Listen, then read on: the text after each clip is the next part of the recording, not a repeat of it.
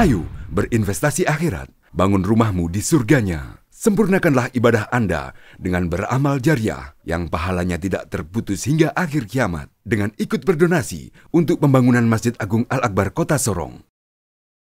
Mudah bicara, mudah bicara, mudah bicara, mudah bicara, mudah bicara, mudah bicara, mudah bicara. Bismillahirrahmanirrahim. Assalamualaikum warahmatullahi wabarakatuh.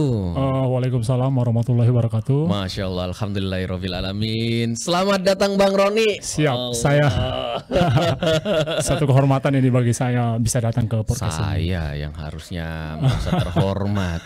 Karena namanya Bang Roni ini benar-benar lagi booming-boomingnya ini. Makanya diharuskan, ini produser saya bilang ini siap. Bang Roni harus datang ke sini. Oh siap. Beneran. Siap. Nah, aku juga masih penasaran apa yang bikin menarik Bang Roni di sini gitu. Bang Roni kelahiran Sorong?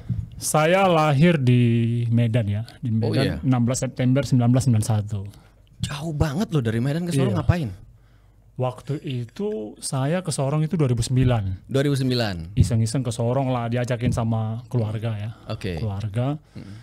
Yuk ke Sorong yuk gitu. Ngapain di Medan kan? Di Medan juga saya ngerasa juga susah nyari kerja di sana ya, karena kota besar kan. Ya udah ke Sorong. Merasa gampang nggak di sini ternyata? Oh, jauh lebih gampang ya. Oh iya? Karena kotanya kota kecil gitu kan.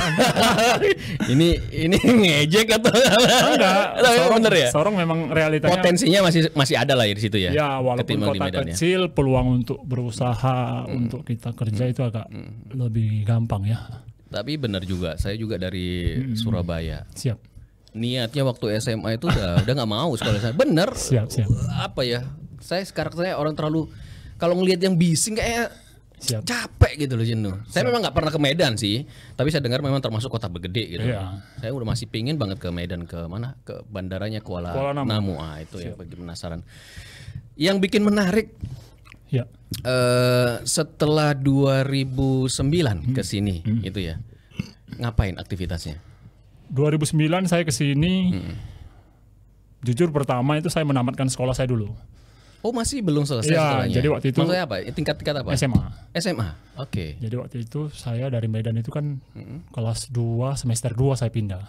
Kelas 2, oke. Ya, dari salah satu sekolah negeri lah di Medan. Akhirnya untuk mendapatkan ijazah saya lanjut lah di salah satu SMA negeri juga di Kota Sorong. Di sini. Selesai atau enggak? Selesai 2010. Oh, selesai ya? Iya, selesai 2010. Aku pikir cuma numpang doang nggak selesai juga. Dan yang saya heran di sini, saya kan semester 2 itu, semester pertama saya dari Medan, semester 2 saya udah di sini. Oke. Dapat ranking lah 10. Oh iya? Dan itu pertama kali saya dapat ranking. Maksudnya untuk 10 besar gitu. Wih, itu pasti orang tua itu langsung, wih, luar biasa abang. Peningkatannya signifikan sekali gitu kan. Ya udah, akhirnya kelas 3 semester pertama saya dapat ranking 3. Wih, satu kaget lagi nih. Iya. Nggak pernah belajar kok ranking 3. Makanya saya dari 10 makin semangat belajarnya dong. Makin semangat atau makin santai aja. Ini ranking 3 nya hasil nyontek padahal gitu kan. Gawat. Itu makanya saya ada ya satu kemajuan juga sebenarnya. Itu yang bikin betah ya. Bikin betah juga. Itu kalau misalnya masih tuh di Medan belum tentu dong. Belum tentu. Karena orang pintar banyak di Medan. Benar. Banyak sekali. Benar. Untung ke Sorong makanya dapat ranking. Prestasi selama hidup. Gitu. Jadi setelah lulus SMA, kerjanya di bidang apa? Kerjanya pertama itu saya melamar di salah satu media di Kota Sorong. Oke. Media itu media fisik ya, koran. Koran, oke. Waktu itu zaman koran, saya ngelamar nih. Ya, melamar dengan status lulusan SMA. Oh iya? Pengetahuan saya juga SMA. Ya, saya ketemu langsung sama ownernya. Saya ngomong kan, Pak. Pertama ownernya bilang, kerja di saya ini gajinya kecil gitu. Oke. Kamu mau nggak? Mau Pak, saya bilang. Saya butuh kerjaan gitu. Terus dia bilang, kemampuanmu apa? Saya bilang, Pak, kemampuan saya anak SMA, Pak. Ya standar anak SMA gitu. Iya, kerja gitu. Kerja aja pokoknya Bapak kasih saya kerjaan selagi saya bisa lakukan itu ya saya lakukan gitu kan. Pertama ya udah dikasihlah saya untuk megang marketing nih. Jadi yang saya jual ini semua produk yang ada di media itu. Media koran itu semua iklan, semua lah langganan, kerjasama berita, semua. Jalan keliling Sorong jalan. Kemudian saya ketemu satu case di mana saya harus bersaing salah satu kompetitor kita koran juga di Sorong yang cukup besar nih. Terus bersaing, koordinator pemasarannya itu punya ilmu menulis. Kompetitor itu punya ilmu menulis. Saya nggak bisa nih, saya sekedar marketing biasa. Sampailah pada saat 2012. Bahwa saya berpikir, kamu kalau fight sama itu dia udah senior gitu kan, dia punya kemampuan menulis, kamu hanya kemampuannya lobby, kalah nih gitu kan. Ya udah diajari nih 5W1H itu dibekali itu tiap malam. Diajarin sama yang tadi itu? Sama owner saya itu. Sama owner. Iya. Diajari, kamu harus bisa menulis. Paling tidak ya kalaupun kamu kalah sedikit lah. Gitu. Diajari nih 5W1H. Pokoknya kita kayak kuliah-kuliah kilat gitu lah, kuliah-kuliah singkat gitu tiap malam. Jadi kita dulu sebelum turun ke lapangan di kantor sendiri sudah ada kayak ujian-ujiannya. Narasumber pertama ya bos sendiri.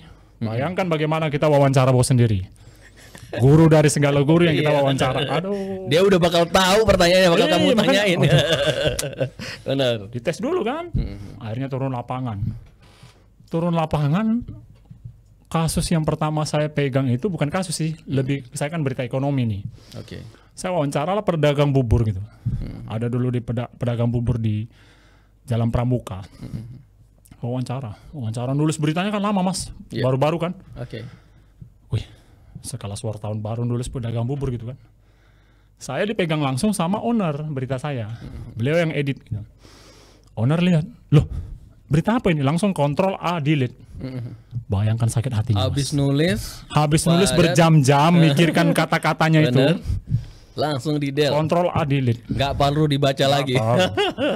Ini berita apa? Bahwa saya bilang begitu. Itu sakit hatinya luar biasa.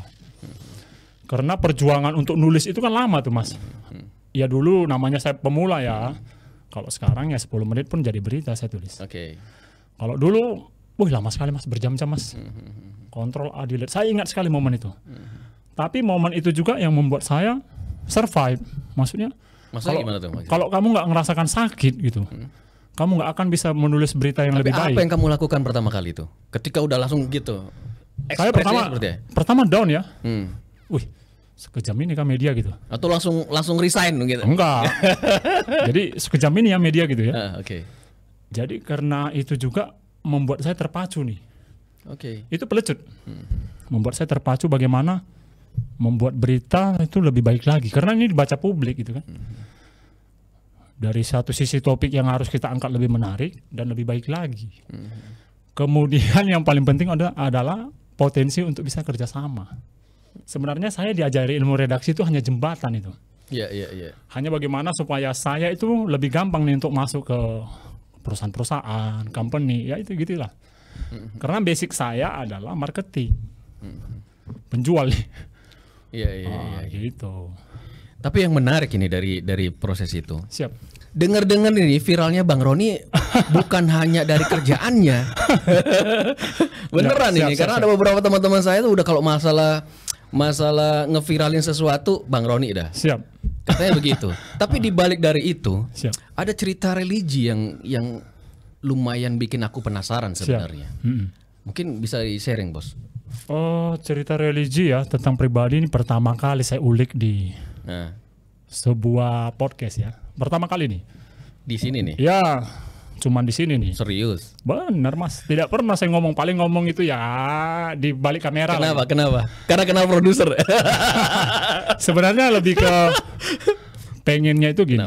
Ketika saya membahas ini ada hal yang atau ada individu yang mirip dengan saya, serupa dengan saya. Dia bisa mendapatkan pengalaman yang menguatkan. Gitu. Artinya berbagi cerita bahwa di sini tuh ada lah nasib yang sama, kita bersama, kita bisa bareng-bareng gitu ya. Benar. Tapi ceritanya apa nih? Jadi ceritanya itu waktu itu saya kelas 2 SD ya. Saya di mana waktu itu satu atap itu kami dalam satu rumah tangga itu bapak mama itu beda agama. Oh ya? Iya. Jadi bapak itu Katolik, mama saya Muslim. Bisa ya? Iya. Kami jalan dengan beda agama dulu. Dan saya dulu sempat gereja. Benar. Saya sempat gereja. Ibadah. Apa? Sekolah minggu? Sekolah minggu. Ikut juga? Iya, kecil-kecil itu. Jadi ikut rame-rame itu ya? Rame-rame sekolah minggu gitu kan. Iya. Terus waktu itu saya ada satu case yang membuat saya down. Saya dimarahin itu sama kakak-kakak, pokoknya yang guru-guru sekolah minggu itulah. Padahal hal biasa, maksudnya saya ditegur itu mungkin waktu itu entah lupa bawa Alkitab kah atau apa gitulah. Tapi ada momen itulah ya? Iya, itu yang membuat saya jadi down kan. Malas gereja gitu. Itu main fisik atau gimana sampai gitu? Enggak ya? Jadi down aja gitu, maksudnya kok gini ya gitu. Oke. Akhirnya ya udahlah, waktu berjalan mungkin bapak saya ngalah nih. Bapak saya berpikir sampai kapan beda agama gitu.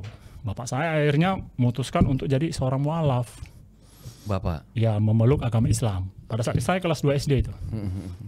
Ibu udah muslim ya? Ibu saya memang bersikeras kan. Waktu itu kan bapak saya katanya ada satu sesi. Sorry sebelum itu. Bapak ibu ini satu etnis, satu suku atau beda suku? Oh beda? Beda suku. Oke, berarti ibu udah muslim? Ya, ibu udah muslim. Bapak yang non muslim. Ya. Oke. Jadi bapak waktu itu mengalah nih. Karena mungkin bapak juga berpikir sampai kapan kita satu atap tapi beda keyakinan. Oke, luar biasa tuh. Saya pulang nih, tiba-tiba saya dipanggil kan, kami di rumah itu bertiga. Karena dulu adik saya mungkin masih kecil ya. Adik saya yang perempuan masih kecil mungkin. Terus saya dibilang ini, Bang, Bapak mulai hari ini sudah jadi seorang muslim. Abang mau ikut Bapak atau mau bertahan dengan agama sekarang? Ketika disampaikan pesan itu sama bapak, ini kan masih kecil ini. Iya. Masa udah langsung nangkep bahwa perbedaan itu sangat mempengaruhi hidup gitu loh. Anak kecil mana bisa. Iya. Paling kan yang tahu anak kecil itu ya main. Makanya kenapa diajak di sekolah minggu paling juga seneng-seneng nyanyi-nyanyi ya kan. Kalau anak kecil SD diajak ke masjid, wah itu dibaca. Kalau saya dulu tuh dapat pukul bos, harus baca. Tapi maksud saya sejauh mana gitu loh pikirannya Bang Roni bisa nangkep pesannya dari bapak gitu. Jadi dulu dikasih pilihan kan. Yes. Abang bertahan dengan, saya nggak dipaksa nih mas. Oh gitu. Jadi dipaksa. ketika bapak bilang menyatakan mualaf, masuk kepada muslim, nggak ngajak. Intinya dikasih pandangan. Oke. Dikasih pandangan sama dikasih pilihan nih. Oke. Saya nggak dipaksa. Abang mau ikut bapak sama mama masuk Islam atau abang bertahan dengan agama sekarang Katolik. Gitu ya. Jadi saya waktu itu gamang kan, kalaupun abang bertahan nanti ibadahnya sama orang tua keluarga. orang tua dari bapak saya. Oke. Saya gamang. Orang tuaku sudah hijrah nih maksudnya gitu kan. Sudah satu keyakinan nih. Akhirnya saya berpikir itu waktu itu walaupun saya masih kecil ya, kelas 2 SD ya. Berpikir pilihan orang tua itulah yang terbaik. Itu terlintas di pikiran saya waktu itu. Jadi apapun pilihannya orang tua, itulah yang terbaik. Terbaik. Ya. Buat anaknya. Iya. Akhirnya saya bilang, Pak, sepertinya saya ikut bapak sama mama. Kita sama-sama memeluk agama Islam, gitu. Akhirnya memulai itu dengan hal yang paling sederhana, mengucapkan 2 kalimat syahadat. Luar biasa. Asyhadu alla ilaha illallah wa asyhadu anna Muhammad Rasulullah. Itu respon keluarga besar gimana tuh? Itu posisi masih sana ya? Saya masih di Medan. Masih sana. Respon keluarga besar itu sangat luar biasa. Maksudnya luar biasa gimana tuh? Luar biasa ngikut. Jadi luar biasa itu karena kami dari suku kami itu kan sangat kuat nih dengan agama Kristen. Oke. Sangat kuat. Dan ketika kami hijrah ke Muslim ya, apalagi ke Muslim, maksudnya kami kayak salah satu membuat pantangan gitu. Kami melanggar pantangan.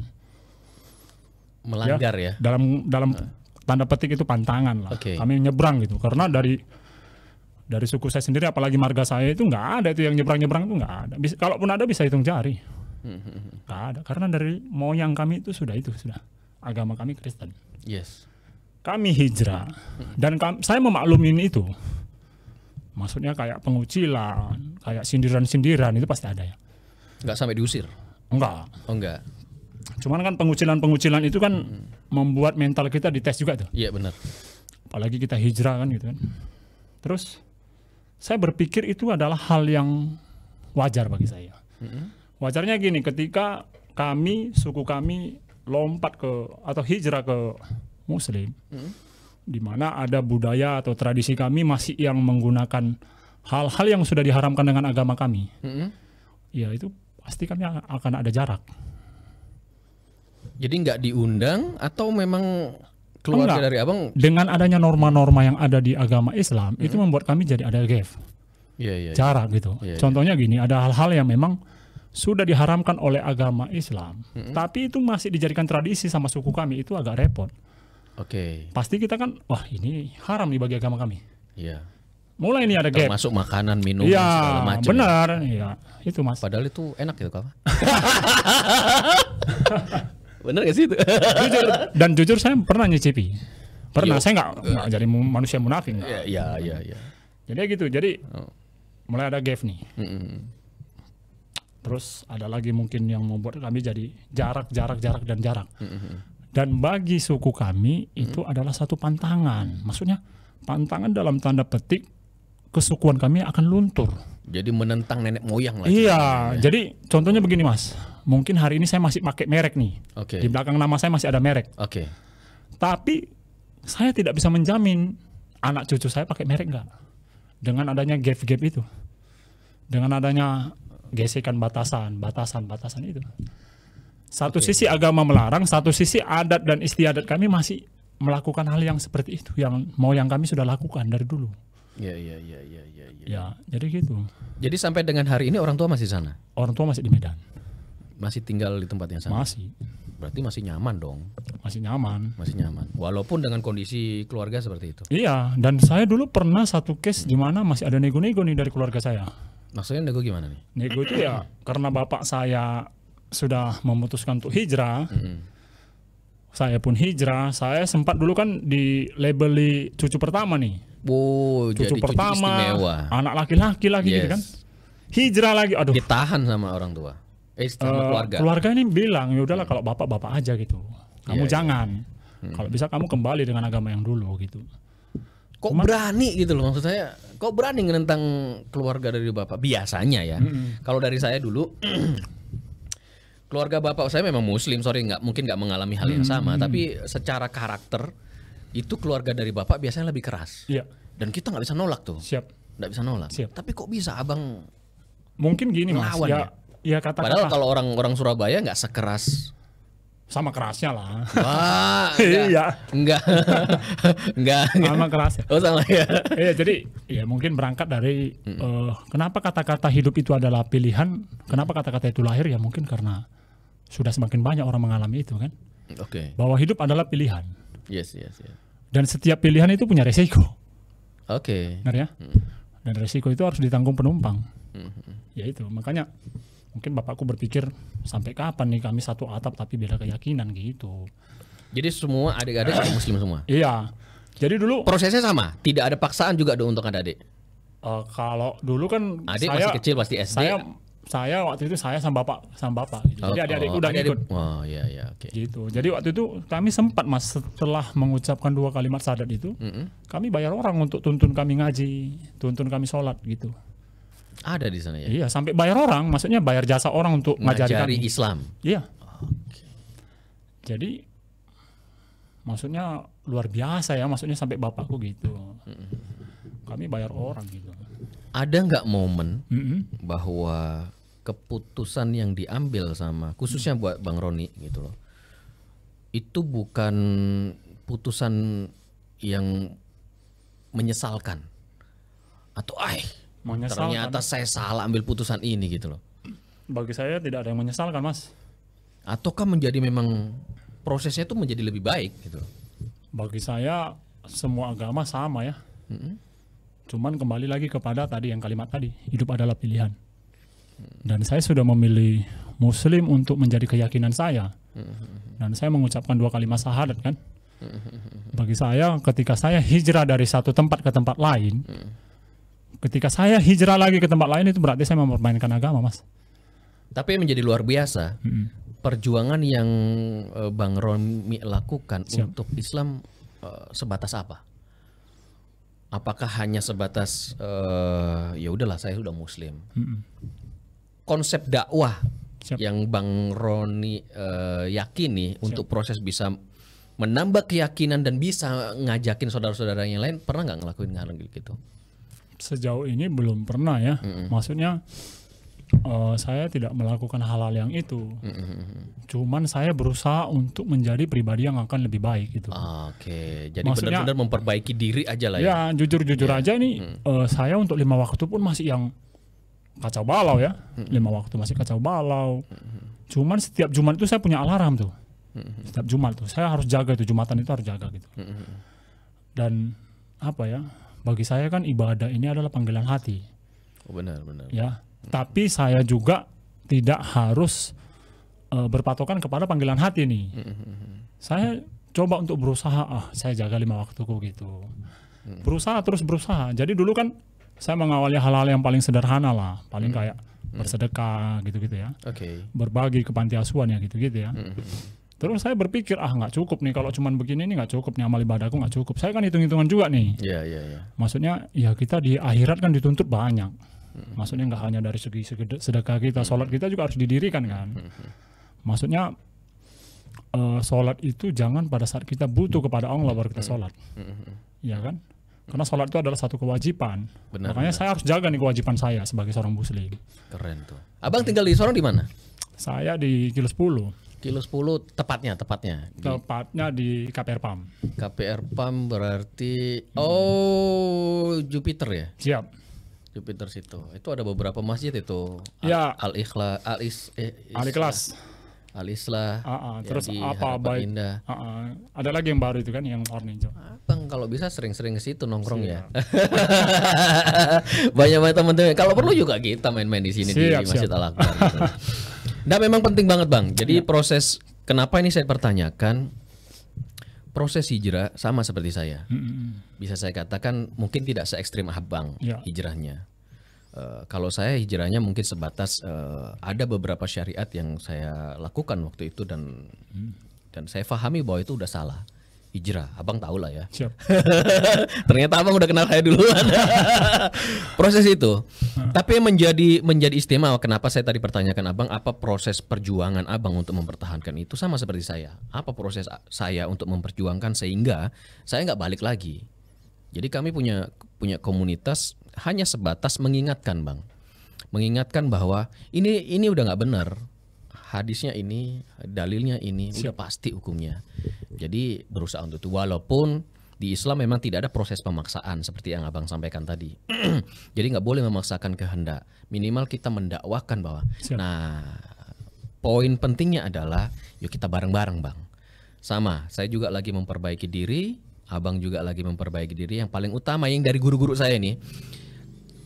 Cara yang paling mudah untuk memperbaiki diri, kita berkumpul dengan orang-orang yang lebih baik daripada kita. Siap. Gitu. Makanya kenapa saya paling sering di Masjid Al-Akbar nih Bang. Ketemu Abang Bas. Siap. Ketemu orang-orang yang baik gitu. Ya. Bang, luar biasa memang proses itu. Kemudian Abang udah menikah? Belum. Wow. Belum menikah. Serius ini Bang? Iya. Panjang lagi ceritanya. Oh gitu. Nggak apa-apa. Kalau bahas soal nikah ini panjang lagi. Kenapa belum menikah? Itu udah ada tuntunannya jelas. Saya takutnya mantan saya nonton malah. Oh gitu? Iya. Ya nggak apa-apa biar dia nyesel gitu. Enggak lah dia udah nyeselnya gitu. Waduh kenapa nggak saya tungguin ya? Enggak lah. Itu kan dia istilahnya udah bahagia dengan pilihannya sekarang kan. Mantan seagama juga? Mantan seagama waktu itu. Jadi kami LDR. Oh LDR. Aduh jadi panjang nih cerita nih. Nggak ada masalah. Nggak ada masalah. Jadi LDR lah. Teman sekolah. Teman sekolah. Teman sekolah. Terus kalau ninggalin ke sana kan berarti SD. Masa teman SD? Enggak, teman SMA dulu. Kan saya putus SMA dulu di Medan. Oh gitu. Oh sorry. Oh benar. Sorry. Gitu. Iya benar. Ini otaknya agak error. Teman sekolah gitu. Oke. Teman sekolah kan ya udahlah pacaran. Oke. Pacaran udah sekian tahun. Bagi suku dia ini katanya anak perempuan harus cepat nikah, nggak boleh lewat dari berapa tahun gitu, 20 berapa tahun gitu waktu itu kan. Oh gitu. Nggak boleh, katanya kalau salah satu pantangan katanya nggak boleh. SMA masih belasan lah Bang. Enggak lah Mas, sudah kita kan udah pacaran, udah lulus. Udah lama, udah lama kan. Oke. Itu 2012 ya. Jadi Abang ke Sorong 2009, mewek dong dia. Mewek lah. Enggak lah, jadi diminta-minta nikah. Jadi dia udah desak-desak saya, Bang pulang lah Bang kita nikah gitu kan. Bapakku sama mamaku ini nggak mau nih nanggung malu kalau saya nggak nikah gitu. Karena usia saya udah Maksudnya waktu itu ya usia itu udah usia yang harus nikah bagi suku dia. Gitu. Saya berpikir, aduh kalau pulang biaya lumayan nih saya kan. Apalagi nikah, aduh saya anak pertama, mandiri saya kan udah terbentuk. Saya nggak mau nikah nyusahin orang tuaku, gitu. Konsul nih sama makku, mak, pacarku minta nikah ya, saya bilang, gini, ceritalah. Mamaku bilang, bang, abang anak paling tua, adik kan masih banyak nih. Paling tidak abang, mama bukan melarang, paling tidak abang tanggung jawab dulu lah sama adik-adik gitu. Soalnya adik-adikku masih banyak butuh perhatianku. Ada adik di Sorong juga? Adikku di Medan semua. Oh jadi abang perantau pertama lah ya? Iya. Dari keluarganya abang ya? Akhirnya ngomong lah, setelah saya konsul sama mamaku dapat jawaban seperti itu, saya ngomong sama mantanku. Ngomong lah kan, saya bilang gini. Dari mamaku begini loh. Udah bang, kalau memang nggak bisa nikah, tunangan dulu gitu. Saya berpikir, wah tunangan pulang juga, acara juga gitu kan. Mending nikah 1 kali gitu kan. Cuman pada saat itu saya masih dengar mamaku sih, saya nggak mau jadi anak yang durhaka gitu. Maksudnya, bagiku pesan orang tua adalah pesan terbaik. Ya, seperti yang pertama tadi lah. Apa yang diikutin orang tua itu pasti yang terbaik. Ya. Saya yakin surga di telapak kaki ibu, Mas. Masya Allah. Masih yakin itu saya. Ya. Dan kuat keyakinan saya tentang itu.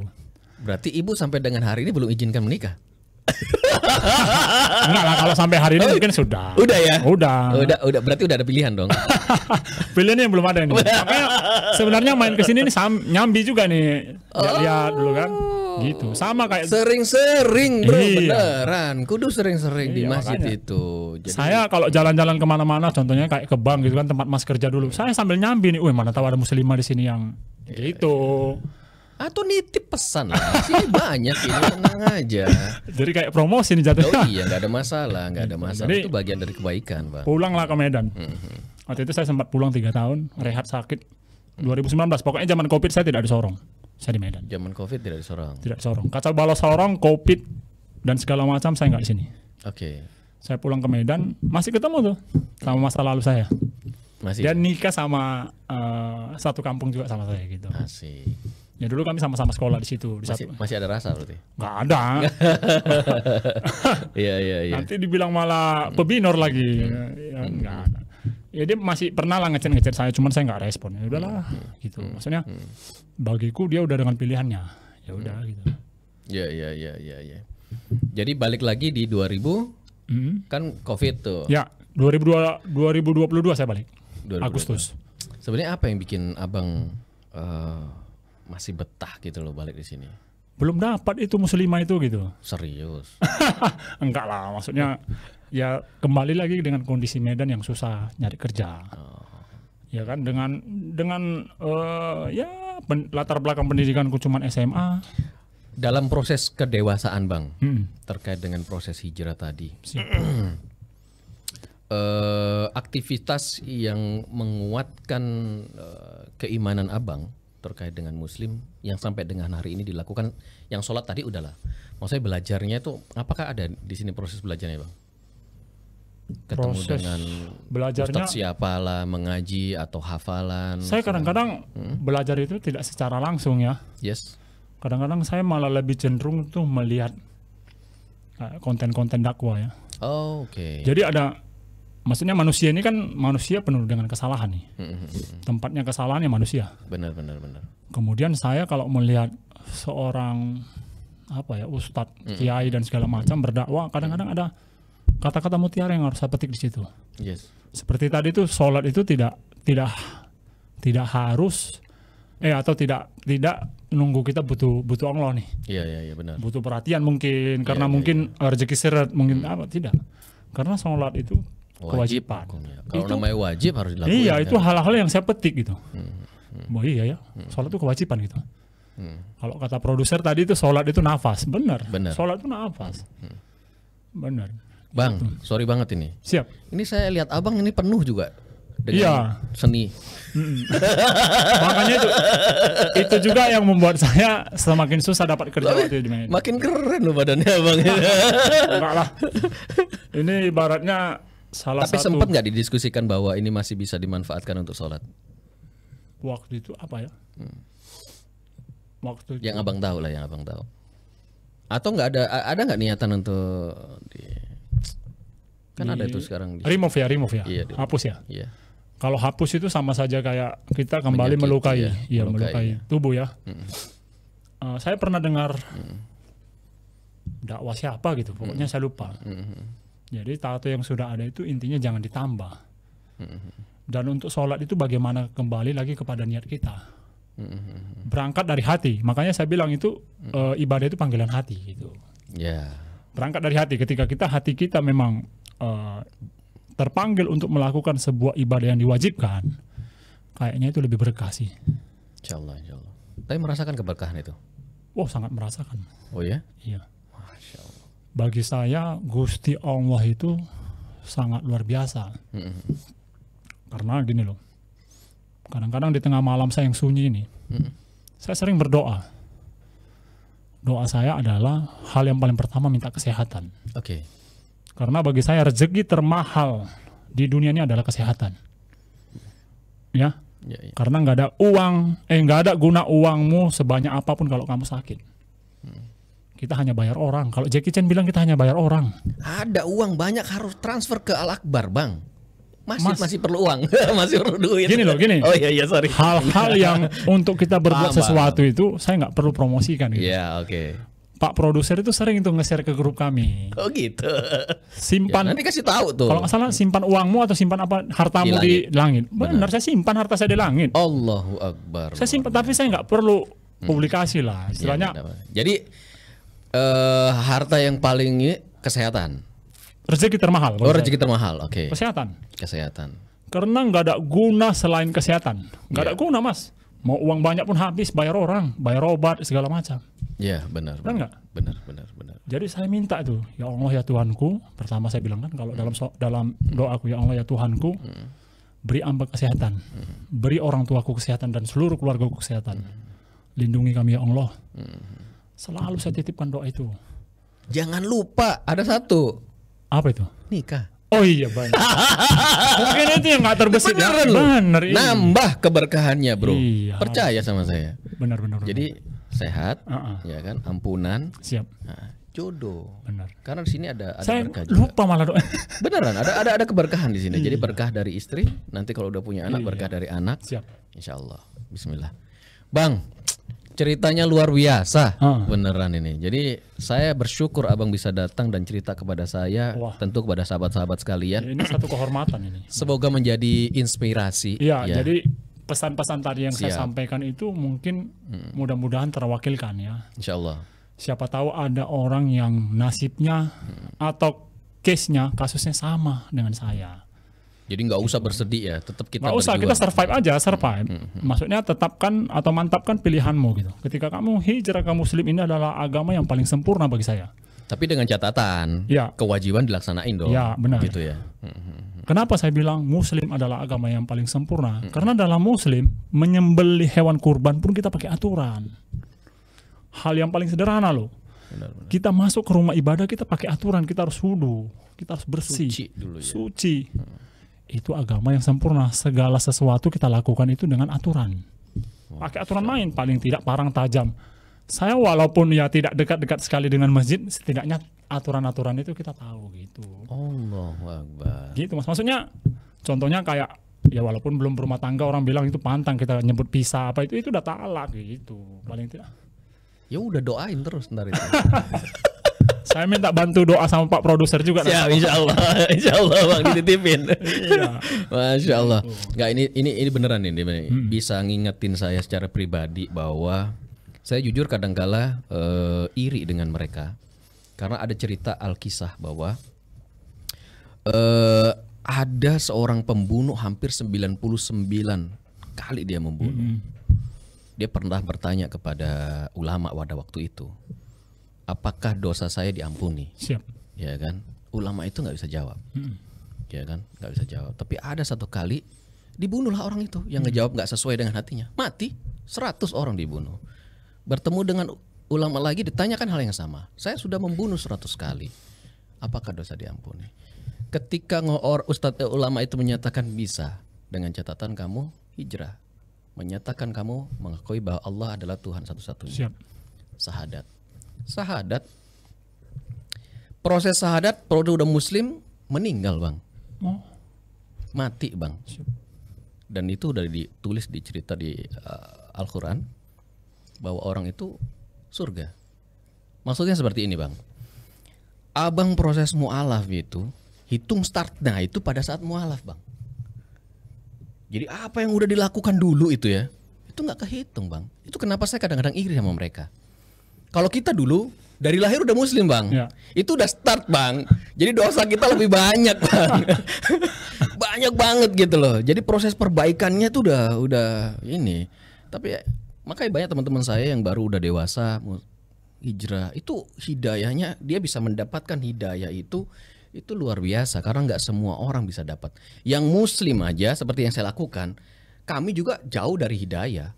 Makanya untuk mendapatkan itu susah gitu loh. Makanya kenapa tadi ini saya nggak mau meninggalkan momen hari ini ketemu Bang Roni itu untuk ngingetin kami bang.